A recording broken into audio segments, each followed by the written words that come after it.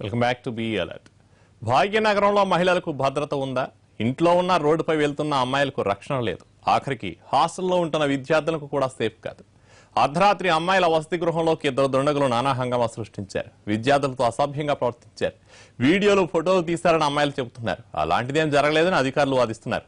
ఇందులో ఏది నిజం, ఏది అబద్ధం?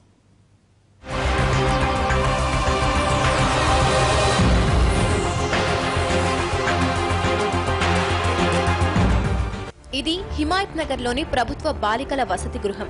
నేషనల్ హైవేను ఆనుకుని ఉండటంతో పాటు పోలీస్ స్టేషన్ కు ఎదురుగా ఉంది. పేద దళిత వర్గాలకు చెందిన 40 మంది బాలికలు ఈ హాస్టల్లో ఉంటున్నారు. నిన్న రాత్రి హాస్టల్లోకి ఇద్దరు ఆగంతకులు చొరబడ్డారు. అర్ధరాత్రి గాఢ నిద్రలో ఉన్న బాలికలతో దురుసుగా ప్రవర్తించారు. అసభ్యంగా ఫోటోలు, వీడియోలు తీశారు. అమ్మాయిలు అరుపులు, కేకలు వేయటంతో మహిళా వాచ్మెన్ పరుగులు పెడుతూ వచ్చింది. ఆమెను చూసిన దుండగులు అక్కడి నుంచి ఉడాయించారు. తెల్లారి ఉదయం హయత్ నగర్ పోలీసులకు ఫిర్యాదు చేశారు బాలికలు.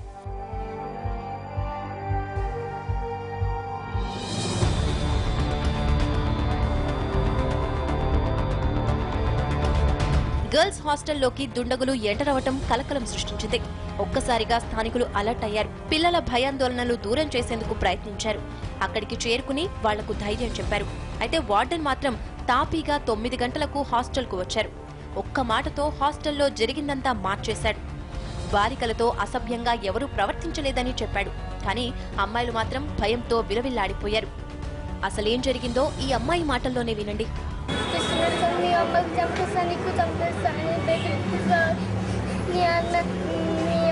డాడీ కూడా చంపేస్తా, నెంబర్ ఇవ్వని, మీ అమ్మ నెంబర్ ఇవ్వని, మీ అమ్మ నెంబర్ ఇవ్వని చెప్పినారు సార్. ఐ లవ్ యూ అని చెప్పినారు సార్.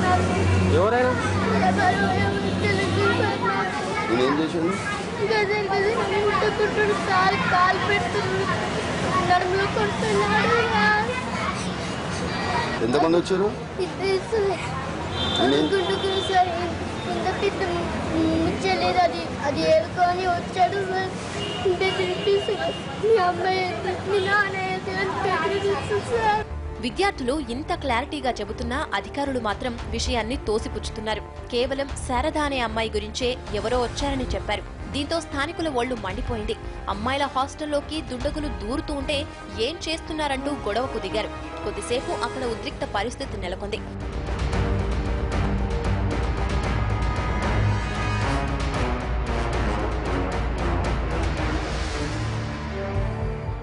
స్థానికుల ఆవేశం, పోలీసులకు విచారణ ఇవన్నీ చూసిన అధికారులు భిన్న కథనాలు వినిపించారు. ఒకరు అగంతకుడు రాలేదంటే మరొకరు వచ్చారు కానీ ఎవరితోనూ అసభ్యంగా ప్రవర్తించలేదన్నారు. జరిగిన విషయాన్ని మసిపూసి మారేడుకాయను చేసే ప్రయత్నం చేశారు. కానీ రాత్రి ఇద్దరు వ్యక్తులు వచ్చి ఒక అమ్మాయికి వాళ్ళ ఇంటి దగ్గర ఏ ప్రాబ్లమ్స్ ఉన్నో తెలియదు కానీ ఆ అమ్మాయి కోసం వచ్చి చాలా మంది ఈ ప్లాన్ చేసుకొని వచ్చినట్టుగా నాకు కన్ఫర్మ్ గా ఉంది. అయితే ఆ గోడలు దుంకి కింద జారిపడినట్లుగా, బాత్రూమ్ దగ్గర కత్తులు పెట్టుకున్నట్లుగా, మళ్ళీ మార్నింగ్ వెళ్ళి మార్నింగ్ కోసం 1 టైం చూస్తే ఉన్నాయి, సెకండ్ టైం లేవు. ఒక అమ్మాయిని చంపడానికి మాత్రం టార్గెట్ వేసుకున్నారు. గతంలో హాస్టల్లో ఇలాంటి ఘటనలు చోటు చేసుకున్నాయట. అప్పటికి అధికారులు ఏదో సర్ది చెప్పారట. మళ్లీ ఇప్పుడు ఎవరో బయటి వ్యక్తులు హాస్టల్ లోపలికి ప్రవేశించారు. వసతి గృహంలో ఏం జరుగుతుందో ఎంక్వైరీ జరిపించాలని, అమ్మాయిలకు భద్రత కల్పించాలని స్థానికుల డిమాండ్. ఇక్కడ వాచ్మెన్ లేకుంటే ఇబ్రహీంపట్నం నుంచి ఆడపిల్లల హాస్టల్ వాచ్మెన్ లేకుంటే బాగుండదని డిప్యూటేషన్ గా నేను పంపించిన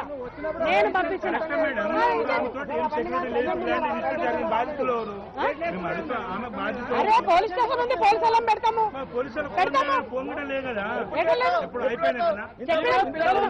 హాస్టల్లో జరిగిన ఘటనపై కేసు నమోదు చేసిన పోలీసులు దర్యాప్తు చేస్తున్నారు. అర్ధరాత్రి పూట లోపలికి చొరబడ్డ దుండగులు ఎవరు? వాళ్లు ఎవరి కోసం వచ్చారు? విద్యార్థినులతో అసభ్యంగా ప్రవర్తించారా లేదా?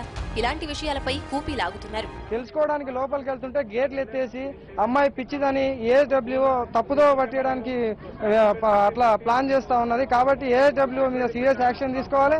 హాస్టల్లో ఇంత సీరియస్ ఇష్యూ జరిగితే ఆమె దాన్ని తప్పుదో పట్టించి ఇవాళ పిల్లల్ని మభ్యపెట్టడానికి ప్రయత్నం చేస్తా ఉంది. ఇంత రచ్చ జరిగిన తర్వాత గానీ అధికారులు మేల్కోలేదు. అప్పటికప్పుడు గోడలకు ఫెన్సింగ్లు ఏర్పాటు చేయడం మొదలుపెట్టారు. పేదలు, మధ్యతరగతి వర్గాల పిల్లలుండే ఈ హాస్టల్లో అమ్మాయిలకు భద్రత కల్పించడం అధికారుల బాధ్యత. దాన్ని విస్మరించడం నేరం. ఇలాంటి ఘటనలు జరిగినప్పుడే హడావిడి చేసే అధికారులు తూతూ మంత్రంగా చర్యలు తీసుకుంటున్నారు. కానీ అమ్మాయిలు సురక్షితంగా ఉండేందుకు ఏం చేయాలో మాత్రం వాళ్లకు తెలియటం లేదు. చేశారు.